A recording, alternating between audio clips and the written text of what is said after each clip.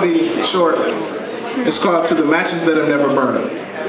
It's open to interpretation. It's essentially a poem from a letter from a match that has been burned before to a match that has never burned.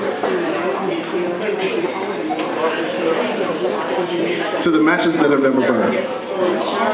I know what you're thinking, and yes, it does hurt the first time, but it's pretty much magic after that, you know, just smoke and mirrors. But you're not special anymore. No more breast pocket privileges. Just shake them before they burn you and throw them in the trash with the ash with the rest of them. But it's not always tobacco smoke and cancer lungs that call you. Ever so often, one of us lights a birthday candle and it gives the rest of us hope. To the matches that have been bending before, I figure it's better to have burned and have learned than to have never burned at all. Thank you.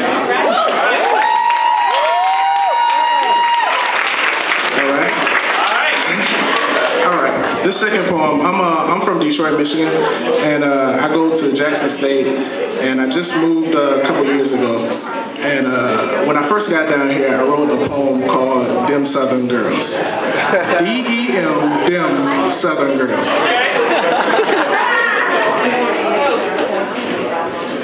I know this may anger some females to set aside a single region and say they prevail, but when it comes to the opposite sex in my life's detail, none have grasped my attention like a Southern belle.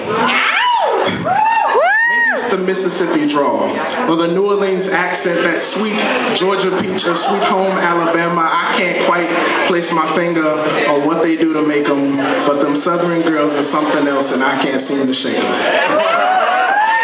There must be something in the water, or the clean country air to make your voices ring like angels sing whenever I should hear. Just maybe mama's baby blossom crazy. Boys around just got too lazy. Yankee Doodle came to town and turned them girls around like 180. Just maybe. Well, maybe that explains the city boys' fixation with Southern girls from small towns all across the nation that walk fast but move slow, so even when you chase them, you can't help but fall behind and stare in amazement at them Southern girls. All right. Thank you. This last poem is entitled Take My Picture. It's a news poem I've written, and you can find it on YouTube, quick plug, on iRhyme Spann, little I, big R, HYMESPANN, on YouTube.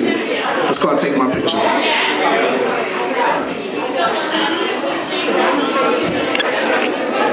Take my picture. Snap my portrait, develop me in black and white and color me whichever color you choose fit. Just be sure to capture me at my lowest.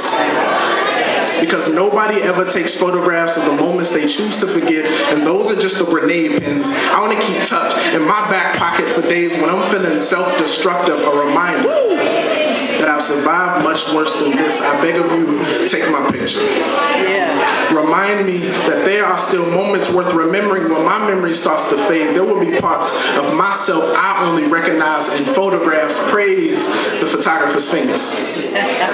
May she never be on time, always a second early. I always thought that the second before the pose made for a better picture anyway. Is there any way we could slow things down a bit?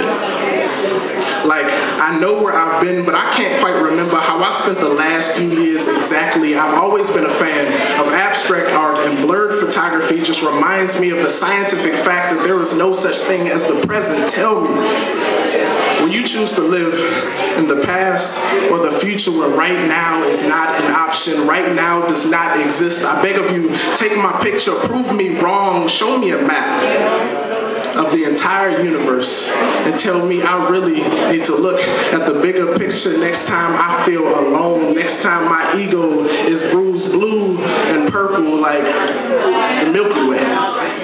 Point to the brightest star in the sky. Explain to me the concept of light years and how beautiful it is to watch a star shimmer that may very well have died 1,000 years before you ever laid eyes on it. Question my belief in God. Make me mean every word I say. Ask me When I started believing more in faith and less in love, two completely unrelated events. Take my picture, prove me wrong, remind me that there are still moments worth remembering. I beg of you, I need this.